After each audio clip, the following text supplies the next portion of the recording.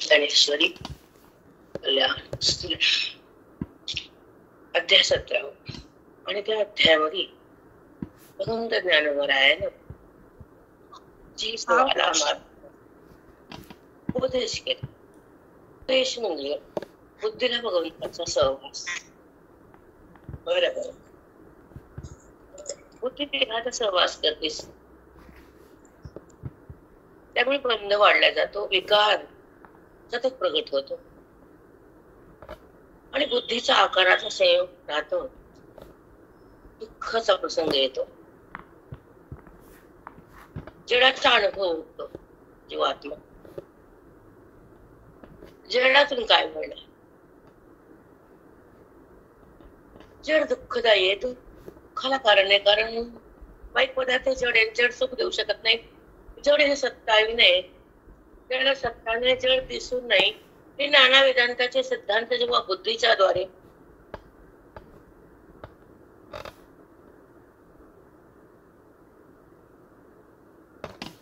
चार वाक्य भाग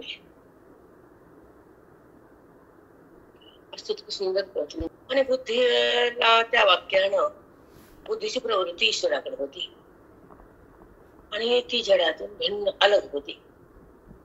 आणि अलग म्हणजे अलिप्त, व्यावृत्त. देहातून बुद्धी व्यावृत्त होणं म्हणजे आपल्या आपल्या स्वरूपाकडे जाण्याचा मार्ग तिला सापडणं. प्रवृत्ती धर्म आणि निवृत्ती धर्माचा तुम्हाला आज बोलते आणि तुमच्या चिदानंद म्हणजे तो सांगायला वेळ नाही, सांगायचं तू पण सांगितलं. तू सांगितला की ब्रह्मसत्य जगन मिथ्या हे वेदाचा सिद्धांत आहे. प्रत्येक ग्रंथाचा सार आहे हिंदू धर्माचा. मग ते ग्रंथ लाख असू दे, कोटी असू दे, प्रत्येक ग्रंथाचा सार बुद्धीने ग्रहण केला तर अज्ञानाचं ग्रहण संपलं, अविद्येचा मार्ग थांबला आणि ब्रह्मविद्येचा आरंभ झाला. जीवनात मंगलमय कार्य सुरू झालं बुद्धीचं. जो ज्ञानाचा कलश असतो ना तो सुखदायी असतो. घरातला कलश असतो ना आरोग्यदायी, धनदायी, पुत्र पौत्र, सुख संपत्ती, आयु, आरोग्य, शांती, त्यामध्ये अष्ट महासिद्धीची शक्ती. तो कलश आपण तिथे स्थापन केला. तो मग तो कलश हा व्यवहारासाठी आणि हा कलश आपल्या उन्नतीसाठी, बुद्धीच्या ही उन्नती घराची, व्यवहाराची, शांतते संपत्तीची आणि ही उन्नती बुद्धीची.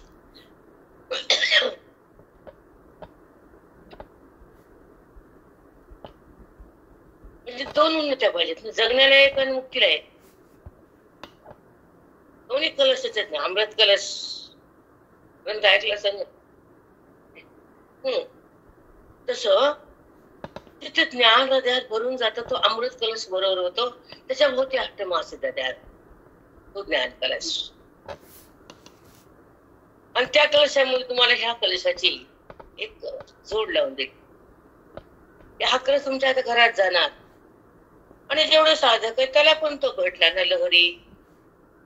आणि सांगणार तरी किती मांडायच्या, किती लोक होते ते मी भांबवून घेते. होता जड आणि जड म्हणजे सत्ता आहे आणि नसून दिसत. दिसतो म्हणजे वास्तव. थोडं बोलते तुम्हाला, कारण विचार सागाचा विषय अध्यात्माचा पाया आहे. बुद्धीला लाभ देणारी वाणी ही, अंतःकरणात सुख उत्पन्न करणारी ही स्थिती आहे. ज्या ठिकाणी जडाची निवृत्ती आहे तेव्हा अंतःकरणात आनंदाची स्थिती स्थापन होती. तो घट बसतो आनंदाचा, तो ज्ञान कलश. त्याच्या होतारी सिद्ध आपोआप येतात. भक्तीच्या मनाकर्मा जे म्हणतात ते येतं सांगायला. म्हणून जड चित जड, आपण चित आहे तर जड काढा. देह कसा आहे रूपाचा तर चित जड म्हणतात. देह जड आहे आणि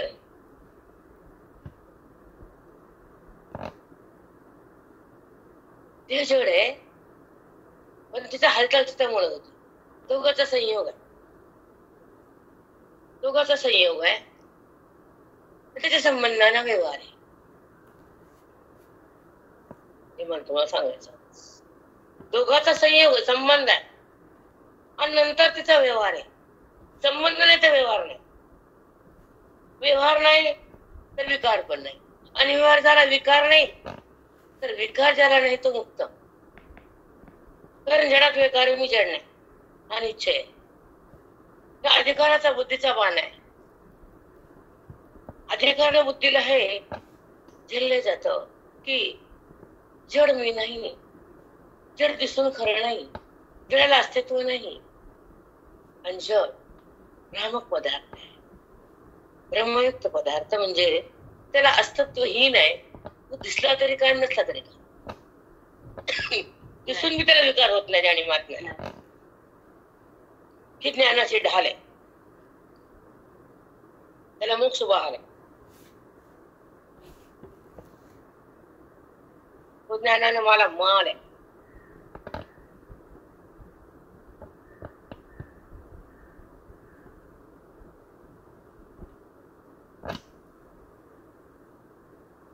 एक सांगते की वेद तुम्हाला जागा कसा करतो. हो सगळे वेद काय सांगतो. वेदातून मोहाची निवृत्ती या बोधातून आणि अनुसंधान ईश्वराचं राखलं जातो वेदातून. गुरुचा आशीर्वाद तुमच्या प्रेमातून आहे. नाही फक्त प्रेम हवं गुरुला, बाकी काय काहीच नाही. कारण प्रेम हा शब्द फार सुंदर आहे. प्रेमासाठी भगवंताने आकार घेतलाय, द्वेष स्वीकारलाय, साकार झालाय, भक्ताच्या घरी राबलाय. प्रेम केवळ प्रेम. तिथे प्रेम त्याला हवंय. तिथे प्रेमामध्ये बुद्धीला थांबायचंय, त्याला मोक्ष म्हणायचं. प्रेम भोगणं वेगळं आणि प्रेम रूप होणं वेगळं.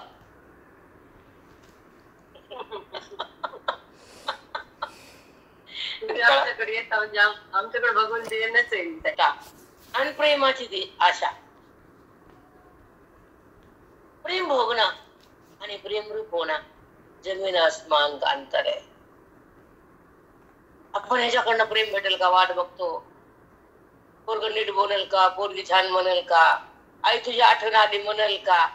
आणि तुझी आठवण आली की आई म्हणली की आई ना आई नाच होतीस नव्हते मरू दे की आठवण. त्या पांडुरंगाने आठवण काढा, त्या काठीने का आठवण काढायची.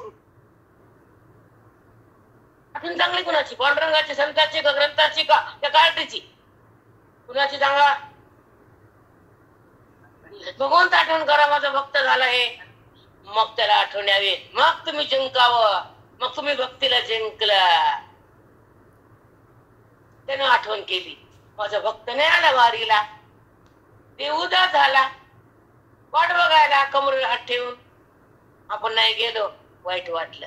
अशी भक्ती व्हावी, त्याला दुःख व्हावं भक्ताचं, असं ज्ञान व्हावं, त्याची चिंता व्हावी संताला साधकाची. अशी प्रीती असावी ज्ञानाची, अशी रीती असावी बोधाची, अशी प्रतीती असावी आत्म्याची, आणि ही संगती असावी ज्ञानाची. आणि ही भक्ती हा वेदाची, ही प्राप्ती परमेश्वराची, ही संगती वेदाची, आणि ही शक्ती माझ्या गुरुनाथाची. रामकृष्ण हरिताई साष्टांग गुदात राहणं आणि शब्द पाहणं हा परमार्थ नाही बेटा. भक्तीचा सुगंध आहे, पण त्याला जे ज्ञानाचं अंग नाहीये. अपरोक्ष फल म्हणतात त्याला. अपरोक्ष तयार होती ज्ञानानं, भक्ती तयार होती पुण्यानं, वेद कळतो अधिकारानं, आणि संत मिळतो महान पुण्यानं. मी कोण कळतो विचार सागरनं, देहभाव जातो ब्रह्मज्ञानानं, आणि मोक्षाची प्रतीती ती त्या ग्रंथाच्या अनुभवानं.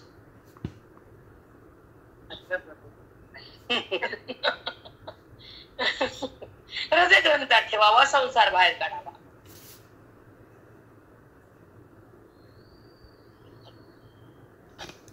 हृदयात ठेवावे, संसार बाहेर ठेवावा. व्यवहारापुरता उपयोग करावा, पुन्हा त्याला पॅक करावा, त्याला लॉक करावा. मग संसार ताप देत नाही. त्याला पॅक, त्याला लॉक.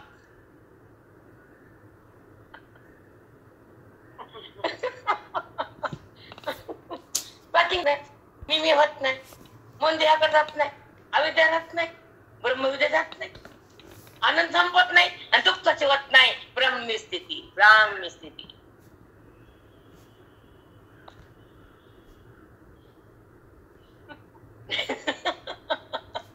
नवदेह स्थिती.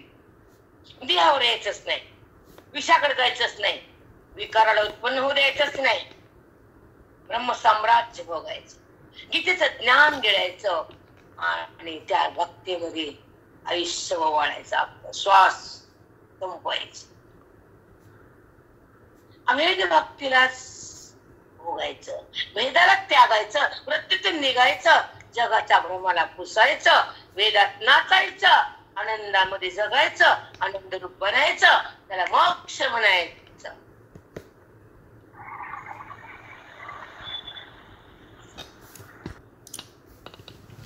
ज्ञानोबायाचा प्रसाद म्हणून ब्रह्मसत्रा नंतर असाच आविष्कार आहे, म्हणून त्याच खूप आवड आहे. खूप ब्रह्मसत्र प्राणापेक्षा आवडतं मला, काय माहित नाही. पांडुरंग आलाय मोक्ष द्यायलाच, परब्रह्म आहे ते, आवळं भोजर सुंदर, त्याला पाहायचं, आनंदात राहायचं आणि मग आनंदीला जायचं, दोघाला एक करायचं आणि मग सुख बघायचं, त्या भक्तीत बेधुंद व्हायचं आणि ज्ञानोबा तुकारामाचा गजरामध्ये बुद्धीला मांडून ठेवायचं. मला 3 दिवस ते शब्द होते, म्हणजे क्लिअर आहे, अक्कल तरी काय लोकांना. ती रासलीला भक्तीची होती आणि ही ज्ञानाची अद्वैताची आहे, ही साधकाची आहे आणि ती गोकळाची आहे. मग ते कळलं अधिकार शून्य असतो बेटा, म्हणून ह्या लोकांना प्रश्न पडतात. पडू दे मग त्याचं देणे गेले, पण संशय कुठं येऊ नये असे समजा, असे नाही मग संशय आहे, बरोबर आहे.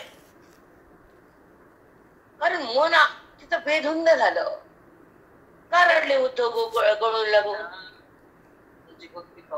मग ते मला मावळ्या बघून मी रडले, माझी समाधी बघून रडले. काय समाधी दिसू लागली लक, काय कलश पूजा, माझ्या 5 साधकाच्या हातातून अंगातून मुंग्या आल्या. संचार चिंतनात जातो तर हृदय शून्य असतं, काही पकडता येत नाही, काही सांगता येत नाही, काही धरता येत नाही, हृदयात भरता येत नाही, शून्य हृदय.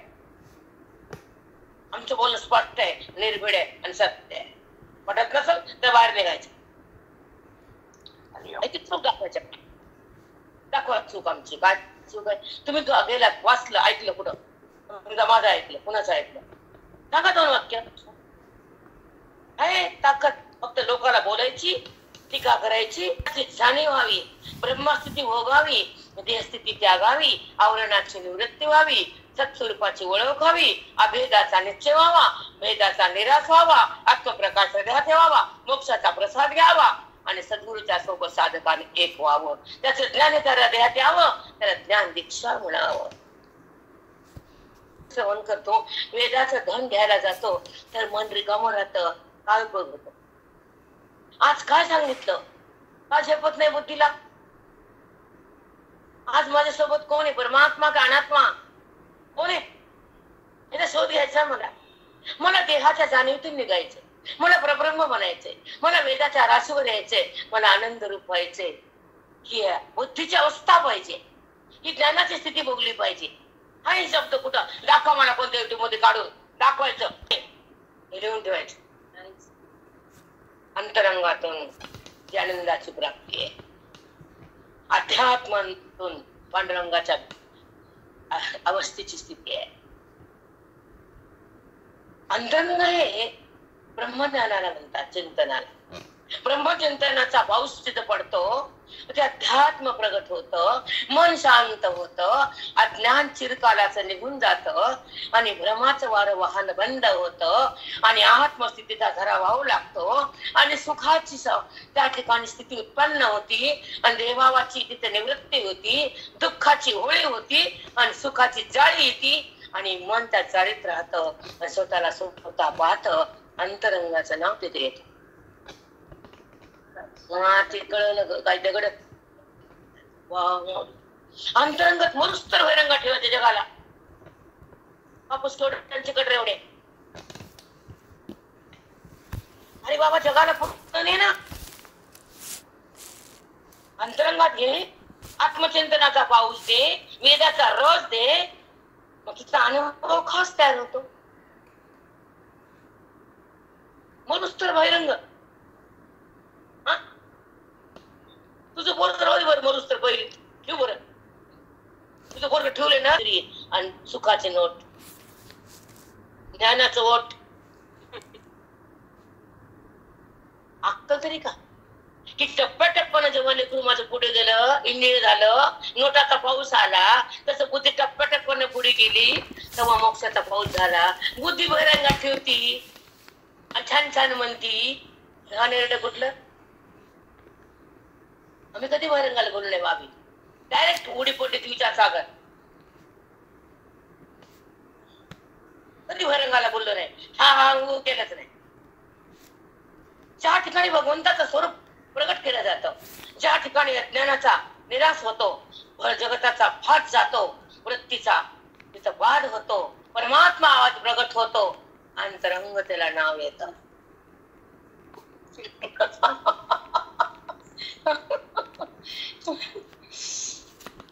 का कळंथामुळे वाटते हे असे लोक पुढे आहेत गाळात, वडूळ गाळात. स्वच्छ पाणी कधी प्यायचं, ब्रह्मज्ञान कधी घ्यायचं, जीवनमुक्त कधी म्हणायचं, वेदाचं ज्ञान कधी खायचं, स्वतःला कसं जीवनमुक्त झालेलं बघायचं. रिकामा ताप.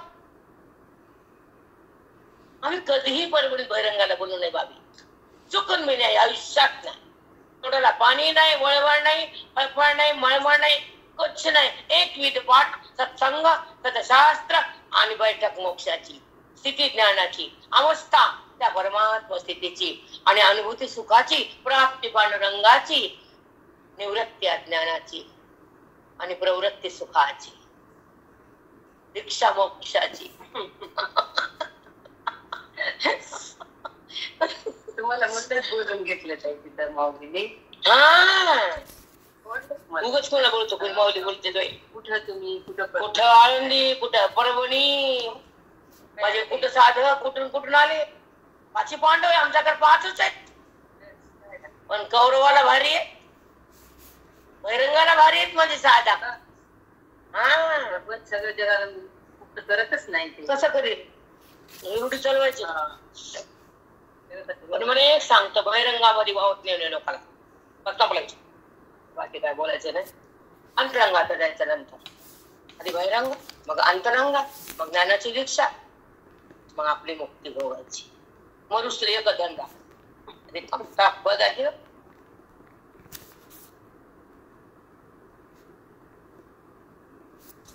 टाकणं आणि अभेदामध्ये थांबणं, भेदाचा नाश करणं, वृत्तीला बाजूला करणं आणि आतबुद्धीला नेणं, आत्मरंगात रंगणं आणि त्या श्रीरंगामध्ये बुद्धीला एक करणं. हे आम्हाला माहिती आहे. आम्हाला बहिरंग नाही, जमतच नाही. कभी भी नाही, अभी भी नाही, जभी भी नाही, कभी भी नाही, कभी भी नाही. असतं त्या भेदाचं ज्ञान असतं, मोक्षाचं ज्ञान असतं, माऊलीचं भान असतं, महावाक्याची तिथं शक्ती असती आणि पांडुरंगाची प्राप्ती असती, अद्वैताची स्थिती असती आणि द्वैताची निवृत्ती असती. या अंतरंगाची स्थिती. खरे खरे मग खरे. मला एकच सांगायचं, एलकेजीत राहू नका, एमडी झाल्याशिवाय थांबू नका. तर जाणे कळालं. बघा बायाला वाटतं लेकरू एमडी व्हावं. बरं, गुरुच्या द्वारे प्रत्येक जीवात्म्याला सुख देण्याचा एक आटोकाट प्रयत्न करतात. बुद्धीला ब्रह्मसिद्धी देण्याचा हा त्यांचा बाण आहे. की जो जीव ज्ञानेश्वरीकडे तर वने अर्थे पठणे तर मी मोक्ष देणार. अरे श्रद्धेने जर वाचलं तर मोक्ष देतो, अश्रद्धेने नाही. प्रेमानं वाचलं तर मी मोक्ष देणार. बुद्धी तिथं ठेवली तर मी करणार. संसारात बुद्धी घाण टाकत मी करणार नाही. आसक्ती जर धरली तर नाही. विरक्ती जर पेरली हृदयात तर मी कळतो. वाचताना पण विरक्ती पाहिजे, प्रेम पाहिजे, हृदयाचा भाव सुंदर पाहिजे आणि मुक्तीचा आशय पाहिजे. मला मुक्त होण्याची दिशा पाहिजे. मुक्त व्हायचं, संसारात नाचायचं. मग मुक्ती का संसार? काय द्विधावस्था, द्विधावस्था. बरोबर आहे ना? काय समज होता कालचा का रडू आपल्या रोगाला. भगवंत कर्ण. ओम तत्सत ऐसे पाहे पा. पाहतो अर्जुना, कधी सांगायचं पाहे पा. भावी आपण कुठं थांबा हे पण कळत नाही आपल्याला. आणि जेव्हा जास्त सेवन करतो, वाचन करतो, तर आपोआप ज्ञानेश्वर आपल्याला सांगतो थांब इथं. म्हणजे माऊली बोलली पा पाहे पा. असं तुला मी सांगतो. काय सांगतो? तुम्ही म्हणलं मला काल ते तुमच्या बेडरूम मध्ये सांगा, ती जागा आहे का सांगायची? ओम तत् सत ऐसे हे बोलणे तेथ नेतसे पाहे पा. ओम तत् सत ऐसे हे बोलणे तेथ नेतसे. हे ओम तसं परब्रह्म आहे आणि हे बोलणं ऐकलं, ते मन तसं झालं तर ते तुला तिथे नेते. कुठं? परब्रह्मापाशी. पाहे पा. तुला काय करते सांगतो. म्हणून तुम्ही असं भरभर नाही वाचायचं. तुम्हाला वाटतं 300, 400, 1000 त्याच्यात चवणं ढवंगड पण जेवण पुढे घ्यायचा. रोज अनुग्रह करते माऊली आपल्याला शांत चित्तानं, प्रेमानं, आनंदानं तुझ्या प्राप्तीसाठी, माऊलीच्या प्राप्तीसाठी. आता ही करेक्ट गोष्टी हो हो रोजच त्याचं मला सांगणच नसले. बरोबर टाकत नाही ना, मला आवडतच नाही. मी संपवले असं 1 दिवसात. काल तुमच्या घरी किती राहिले? 1 पंत राहिले. एवढं पा. ओम तत्सत ऐसे हे बोलणे तेथ नेतसे. ओम तत्सत हे बोलणं ऐकलं, संकल्प केला, काम कर्माला हे लावलं. कर्म नाही ऐका. हे बोलणे तेथ नेतसे जेथोनी काहे प्रकाशे दृश्य जात. जेथोने हे काजे प्रकाशे दृश्य जात. ह्या दृश्याला जिथे प्रकाशन केलं ते परब्रह्म आहे. त्या परब्रह्माच्या सत्यानं वृत्तीला जगताचं प्रकाशन करून कळलं जातं. त्या सत्तेवर ओम सत्य त्या जीवाला नेऊन ठेवतं. पाहे पा.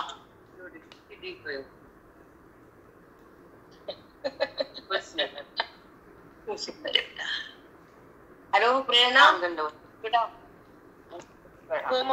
हा मंत्र जर श्रवण केला तर मन परब्रह्माकडे ते मनाला परब्रह्माकडे नेतं.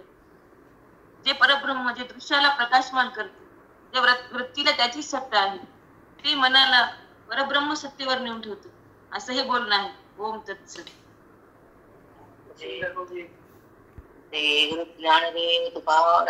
हॅलो. मग ते बरोबर ते निर्विशिष्ट. खूप सुंदर शब्द आहे. ते तव निर्विशिष्ट परब्रह्म चोखट. त्याला विशेषण नाही, शब्द नाही, नाव नाही, रूप नाही. त्याच्या वाचून जगाला सत्ताच नाही. ते निर्विशिष्ट आहे. ते तुला प्राप्त होतं. तू तिथे जातो, तिथे राहतो, एकरूप होतो. हा मंत्र तिथं तुला नेतो. ओम तत्सत. काय शब्द काय ओव आहे. असं कर्म केलं हा असं त्याचे संकल्प, त्याचा उच्चार आणि त्या पदाची जी स्थिती आहे. हरी ओम तत्सत. ते कर्म जमत ते टेकतं. बाजूला जातच नाही, पुण्य जमा होतच नाही. तुला कर्माचा साठा भोगा लागतच नाही. कर्म तुला घ्यायचंच नाही. कर्माचा संबंध राहतच नाही. आणि तो परब्रह्माहून भिन्न होतच नाही. हरी ओम तत्सत.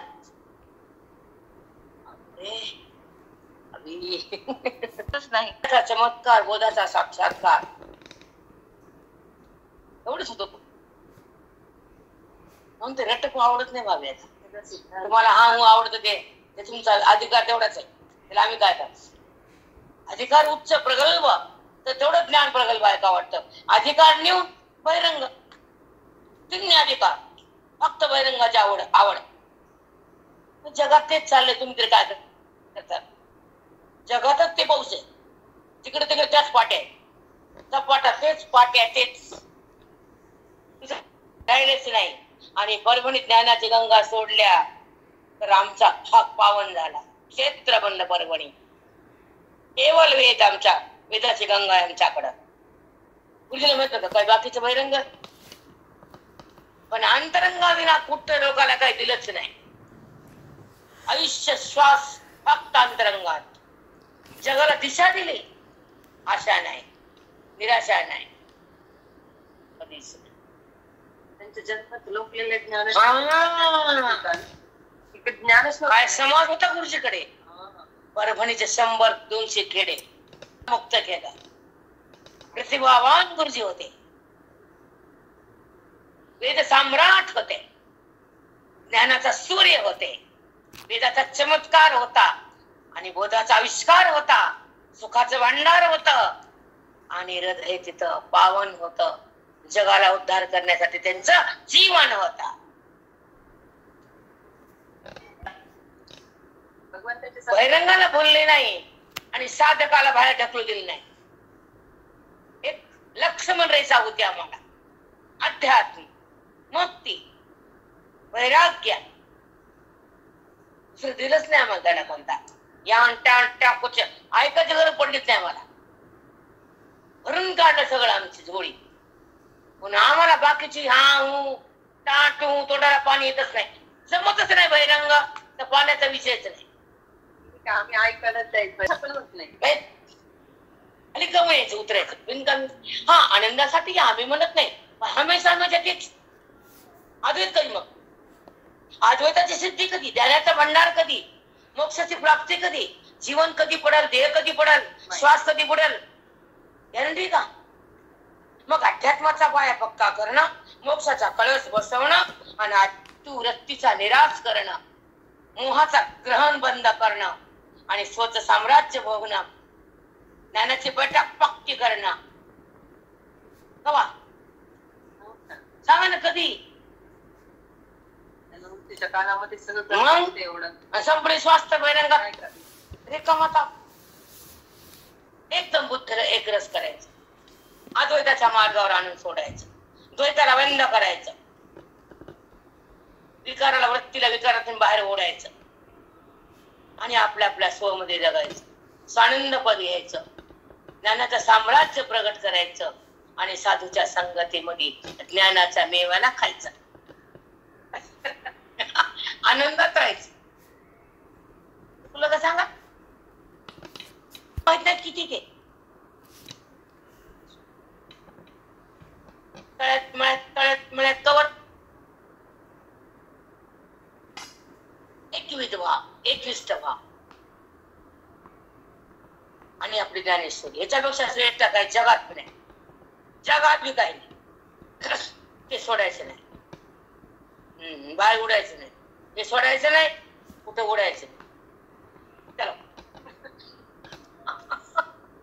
काय पाहुण्या कुठंच उडायचं नाही. कुठं मोठे माऊलीच्या ज्ञानापेक्षा काय मोठं आहे?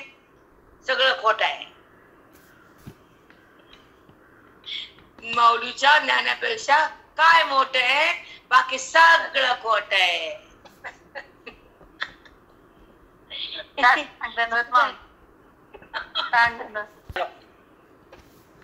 आणि आपली स्थिती आपण बघावं लागतं.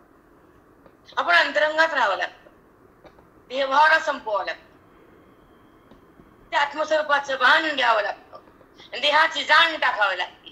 वृत्तीचं भान संपवावं लागतं आणि अविद्येचं ग्रहण पुसावं लागतं आणि ज्ञानाच्या कुशीवर झोपावं लागतं. कुशान ज्ञानाचं कुशान मुंडक ठेवायला. कुशन म्हणजे उशीवर का नाही दुसरं म्हणतात काय? परब्रह्म चौकट तयाचे अंतवट व्यंजक नाम.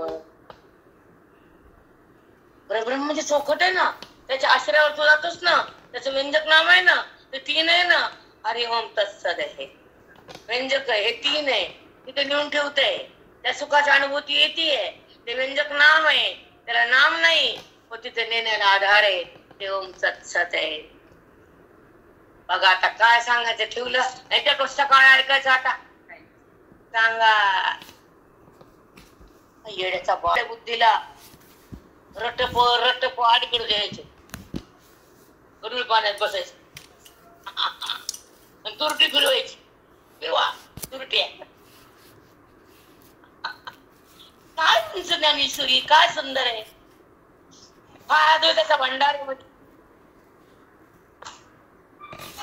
साम्राज्य म्हणजे ज्ञानेश्वरी. सुख आहे ज्ञानेश्वरी. ज्ञान म्हणजे सुख आहे, ज्ञान म्हणजे आनंद आहे, ज्ञान म्हणजे तो आहे, तो म्हणजे मी आहे. आणि मी हा वृत्ती वाचून अनुभवावा,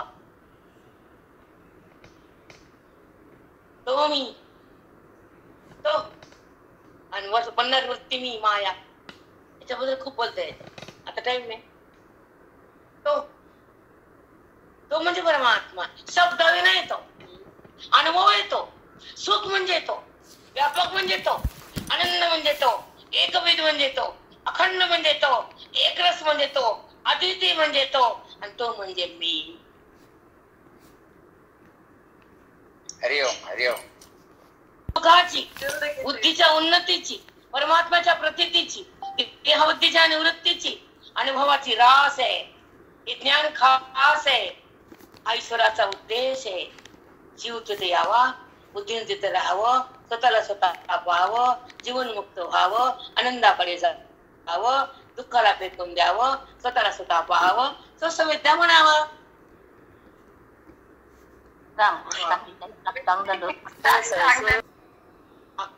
आकाशा आकाशाचे काजैसा, या नामानामी असये तैसा अभेदू असे, या नामानामी असयो तैसा अभेदी असे.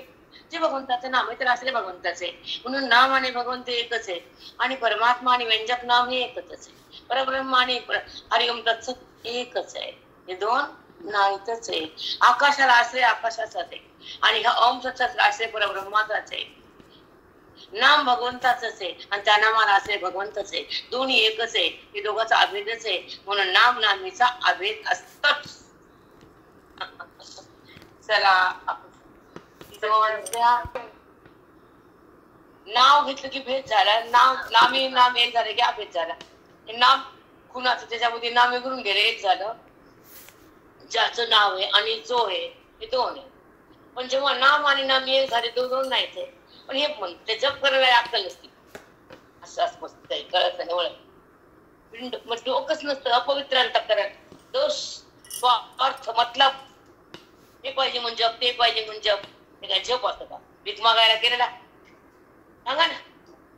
बंगला मिळा, पोरगी शिका, नोकरी लागा, काय घाणेरडे वासना. आणि बसा 4 घंटे मनी ओढीत.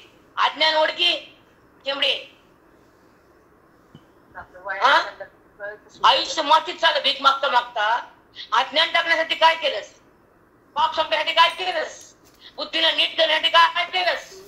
नुसते मनी आणि भीक मागायचं. वा गजब, मला शांत वाटतं. कमवले त्या नामातून तरुण त्याच्याकडे जायचं, हा हितो असावा. नाम कोणाचं तिकडे नेव, हा हितो असावा. नाम नामीला एक करावं आणि ब्रह्मस्वरूप सुख भोगावं. नुसता स्वार्थ भीक मागायचं. हे मिळू दे, ते मिळू दे, असं होऊ दे. मरुस तर भीकच मागती, नाम गीती. काय ग पहिले फक्त मागणं त्या नामाला. काय कलंकचे कान सगळं. तर किती वेळा भीक मागावी. कसं जगावं, कसं वागावं, कसं राहावं आणि मोल कसं जगात बनावं हे शिकावं. नाही, निस्वार्थ आहे तिथे ईश्वर थांबतो. तिथं स्वार्थ आहे तिथं कलंक लागतो. घेऊन ठेवायचं. भगवान विठ्ठल, श्री गुरु ज्ञानदेव तुकाराम, पंढरीनाथ भगवान की जय, माऊली ज्ञानेश्वर महाराज की जय, तुकारामनाथ महाराज की जय. भारतात आहे निस्वार्थ हा मनाला शुद्धतेचा बोधक आहे. निस्वार्थ राहणं, करा काही करा, पण स्वार्थहीन. स्वतःला बाजूला ठेवायचं. तिथं जेव्हा स्वतःचा मतलब येतो ना, तिथं घात होतो. मग व्यवहार असू दे, या नातं असू दे, या परमार्थ असू दे, तिथं घात असतो, तिथं स्वार्थ उगवला जातो. स्वार्थ नसावा, संशय नसावा, मतलब नसावा, भेद नसावा, पाप पुण्य नसावं आणि जीवन जगावं. त्याला महात्मा म्हणा. स्वार्थ उगवत नाही तिथं भगवंत थांबतो. तिथं मतलब नाही, तिथं विश्वास वाटतो. जिथं गीता आहे ती शक्ती तुमच्यापाशी पाणीभरती मोक्षाची. लहान वाटत तुम्हाला गीता? पण जिथं परमाचा स्वार्थ आला किंवा संसारात स्वार्थ आला, विश्वासघात झाला, कुठले नातं असू दे, पोटचं, पाठचं, शेजारचं, गल्लीतलं, गावातलं, पॉलिटिक्सचं, स्वार्थ म्हणजे की कलंकच आहे आणि निस्वार्थ म्हणजे की मोक्ष. आपले शब्द खोडून दाखवायचे कोणी बरोबर आहे. सोडला तर भगवंत तुमच्यापाशी पाणी भरतय. आज गणेश बसले, काय स्वार्थ केला आपण? आज साखर तुमच्या सोबत आहे मी, काय स्वार्थ तुमच्याशी माझा? काय तुमच्याकडनं काय मतलब आहे? मला काय असेल तुमच्याकडे? शून्य बी नाही. म्हणून वाणी बोलती आमच्यासाठी ते तर. बस. म्हणून वाणीमध्ये ताकद आहे, बोलणं परखड आहे, श्वास स्वच्छ आहे, मन पावन आहे, ज्ञान अखंड आहे. काय स्वार्थ आहे तुमच्या? काय साधक मुक्त हवे. आणि पुढचं सांगते, इथून पुढे येता मी औंढ्याला गेले मॅडम सोबत.